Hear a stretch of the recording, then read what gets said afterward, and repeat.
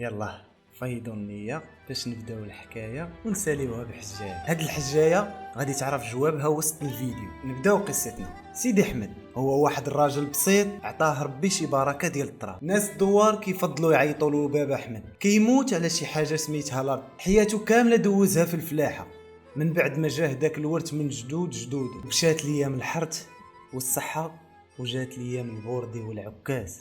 بابا احمد كبر والزمان ولا ضده وكل شي بدا كيضيع منه بلا ما يحس، وحتى الارض اللي هي الام الثانيه اللي بقات ليه خاصو يدير ليها تاويل مع ولادو. جا الوقت باش يعطي لكل واحد حقه. سيادنا نشاركوا الملحه والطعام قبل ما نبداو اول حلقه من سلسله هذا زمان.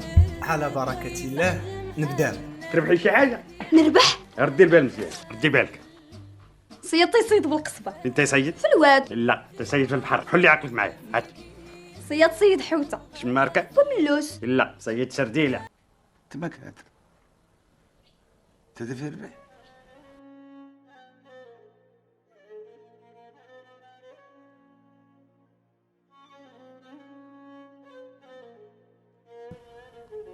ليش غتمشي لهاد الواد دركا زعما ما تقديش بيا دركا لحتى غجاو يا ضعاف. بابا احمد عنده 3 الولاد: شعيبة الرجل الشاعر والسكير، المهيدي مسخوط والديه وطماع، وبنته فنينو. بابا احمد فكر يعطي لكل واحد حقه من هاد الارض باش يحيد عليه التقليد. وواخا التراب هو دمه باش عايش واللي كتربطوا به قصه ديال جدادو جدادو، حس بالعمر غادي والزمان ما راحموش وقرر يقسمها عليهم. قرر يقسمها عليهم. هذه تقدر انت تبان ليك سهله. بابا احمد ما قرر يقسمها، تبدا كيحس براسو ما بقاش قادر يعطي الارض باش حتى هي تعطيه. هنا كاينه الحكمه. ما علينا نكملوا حكايتنا فين خليناها. قرر باش يقسمها عليهم. الله يفكرك في الشهاده، حيت العزاره قادرين يخدموها وباش تبقى الارض كل عام تتقلب باش تبقى بحال الشهده ديك الارض. وجا النهار اللي كل واحد غياخد فيه البركه اللي جاتو في ديك القسمه. شعيبه وفنينو عجباتهم القسمه ورضاو بيها وبداو يزرعوا فيها، مره حمص، مره فول، مره ذره، كل مره واش وكل عام ومونتو. اما المهيدي ما عجبوش الحال وما رضاش بالقسمه وخوى الخيمه وبعد عليهم، وحقو شدوا بابا احمد كراه له واحد السيد. والمهيدي اش مشى دار؟ مشى تزوج بنت عمو اللي هي السعديه باش يورث عليها، حيت حتى هي بقات ليها شي بركه تاع التراب، وحتى هي صدقات طامعه فيه شي طامع في شي. كلها ومحين الناس من الناس، واحد كيموت وواحد على ورثو عساس. ما علينا. المهيدي واخا هكا كتبان ليه التيكه خت السعديه دايره ليه العصا في الرويضه. ما نطولش عليكم نخليكم مع التيكه. المهيدي ولا ديما عاطيهم تماره ويحرت عليهم باش يكرههم في العيشه ويسمحوا ليه في كل شيء. ديما عاطيهم العصا ومنوضها عليهم. هادشي كامل داير على الارض والفلوس. ولكن الوليات غادي يسلط عليهم الله غير علال هو واحد الراجل يتيم وغريب على الدوار، واعز صديق عنده هو المهيدي، لكن ما عزيزش عليه الظلم، ما عقلش عليه وتعرض المهيدي في طريقه وبدا كيعاون الوليات خزنه عليه، حيت هو البراني وماشي جزء من العائله. كيشوف في الوليات كياكلوا العصا وما عندوش جهد باش يفكهم، لكن فاش فاض الكيل وقف ليه في وجهه. ولكن علالته هو عينه في التيكه، غير هو ما طامع فيها ما حتى شي حاجه، باغيها على سنه الله ورسوله. نرجعوا للشيخ القبيله اللي هز الكبير والصغير بابا احمد، واللي كيقول للناس الدوار الزواج عند العدول والطلاق وبيع الارض ممنوع. بابا احمد اللي كان كيسحب ليه باللي غادي يفرق عليهم الارض، كل واحد غادي يشتي قارو ما غادا تبقى خصومه. لا بابا احمد مسكين لقى راسو مخشي وسط صداع المهيدي اللي مرونها.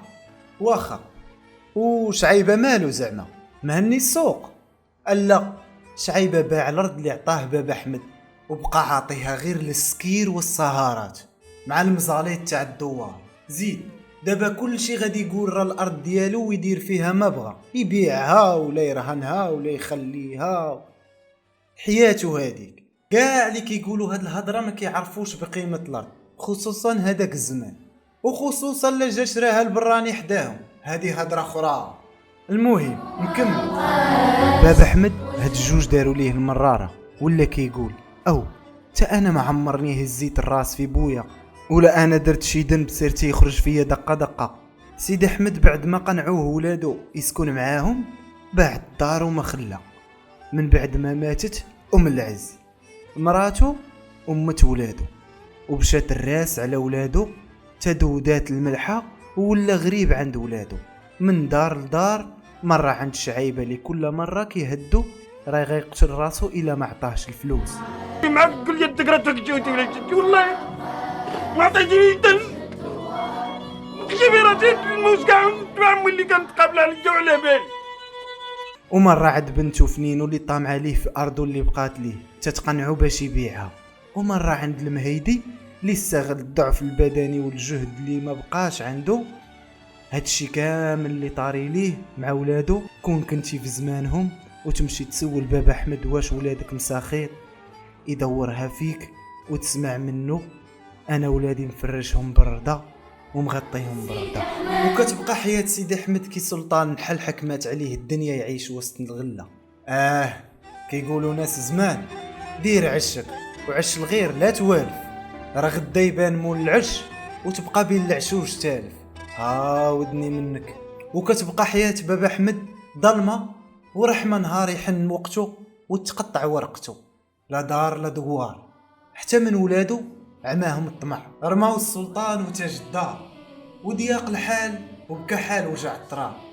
هاد القصة ما كاينش اللي ما تفرجش فيها، بغينا نعرفوكم عليها تسمعها وتفهمها. إذن حجاية اليوم كتقول حاجيتك وما جيتك على الميم والميم في كل بيت موجودة، ما تزرع ما تدير كبالة، ومن الماء موخودة وخا حجرة حية كتحلى بيها الكية. شي حكيم ولا فقيه يجاوبني هالعار.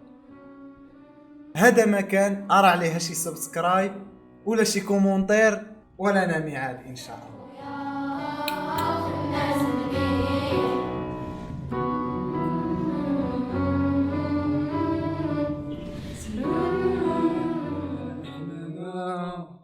شاجي